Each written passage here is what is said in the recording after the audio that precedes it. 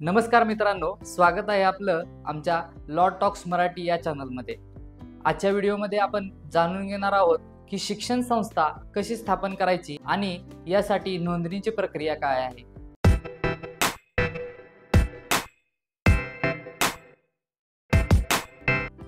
अनेकांना शिक्षण क्षेत्रामध्ये काम करण्याची आवड असते आणि अशी आवड जोपासत असताना अनेकांना काही कायदेशीर अडचणी येतात आणि त्यासाठी काय करावं हे त्यांना समजत नाही।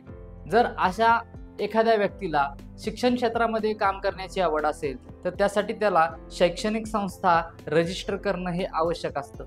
आता ही संस्था कुठे नोंद करायची आणि यासाठीची प्रक्रिया काय आहे या व्हिडिओच्या माध्यमातून आपण आज या सर्व गोष्टी जाणून घेणार आहोत। जर आपण आमच्या चॅनलला सबस्क्राइब केलं नसेल तर सबस्क्राइब करायला विसरू नका।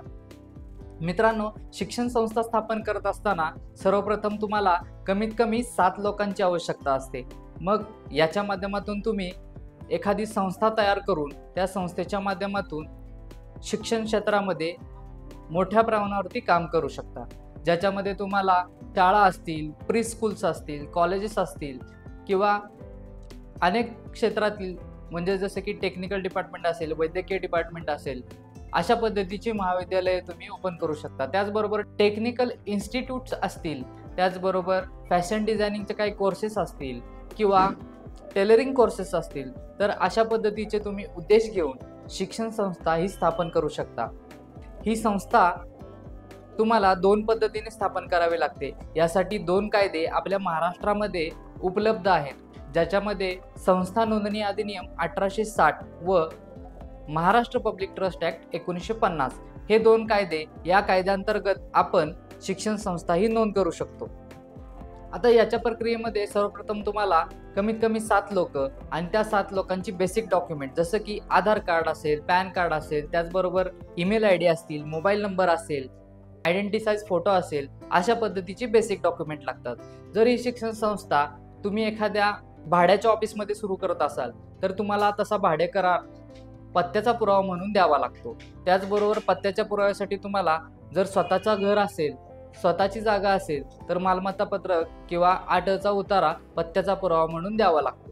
तर काही ठिकाणी लाईट बिल असेल तरी सुद्धा ही शिक्षण संस्था आपण नोंद करू शकतो। अशा पद्धतीची शिक्षण संस्था स्थापन करत असताना तुम्हाला 2 प्रकारे शिक्षण संस्था स्थापन करता येते। एक म्हणजे संस्था म्हणून आणि दुसरी म्हणजे ट्रस्ट म्हणून।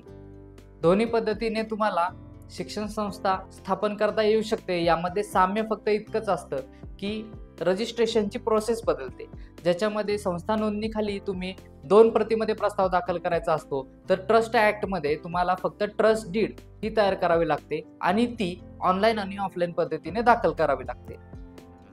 या दोन्हीच्या फॉर्मेशनमध्ये सुद्धा तसाच फरक आहे। जर तुम्ही संस्था करत असाल तर तुम्हाला 7 लोकांची आवश्यकता असते आणि जर तुम्ही ट्रस्ट करत असाल तर तुम्हाला कमीत कमी 3 लोकांमध्ये सुद्धा एक ट्रस्ट स्थापन केलं जाऊ शकतं। आता या शैक्षणिक संस्थेमध्ये एकाच घरातील तुम्ही फक्त 2 व्यक्ती घेऊ शकता आणि ट्रस्टमध्ये घरातील सर्व व्यक्ती घेतल्या तरीही हरकत असत नाही। अशा शैक्षणिक संस्थेच्या माध्यमातून तुम्ही डोनेशन्स घेऊ शकता, त्याचबरोबर विविध प्रकारचे कोर्सेस सुरू करू शकता।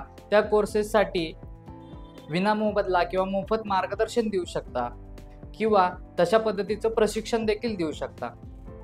अशा पद्धतीची शिक्षण संस्था स्थापन केल्यानंतर तुम्हाला आयकरामध्ये देखील सूट मिळते। त्यासाठी तुम्हाला 12A आणि ATG या 2 कागदपत्रांची आवश्यकता असते, जी प्रमाणपत्र तुम्हाला शिक्षण संस्था नोंद झाल्यानंतर मिळतात। ही कागदपत्रे तुम्हाला इन्कम टॅक्स डिपार्टमेंटकडून दिली जातात, ज्यायोगे तुम्हाला आयकरामध्ये देखील सूट मिळते।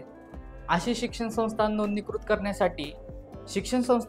करण्यासाठी तुम्हाला बेसिक डॉक्युमेंट सोबत तुमच्या शिक्षण संस्थेची नियम नियमावली आणि मेमोरेंडम बनवावा लागतो आणि अशा पद्धतीचा मेमोरेंडम तयार करून तुम्हाला तो 2 प्रतीमध्ये धर्मादाय आयुक्त कार्यालयामध्ये सादर करावा लागतो। ही धर्मादाय आयुक्त कार्यालयामधील प्रक्रिया ही ऑनलाईन आणि ऑफलाईन या दोन्ही पद्धतीमध्ये आहे। त्यामध्ये तुम्हाला दोन्ही पद्धतीत ही कागदपत्रे सादर करावी लागतात। कागदपत्रे सादर केल्यानंतर साधारणतः 30 दिवस ते 60 दिवसांमध्ये तुम्हाला ही संस्था नोंदणीकृत करून मिळते, पण त्यासाठी तुमची कागदपत्र योग्य आणि बरोबर असणं आवश्यक असतं।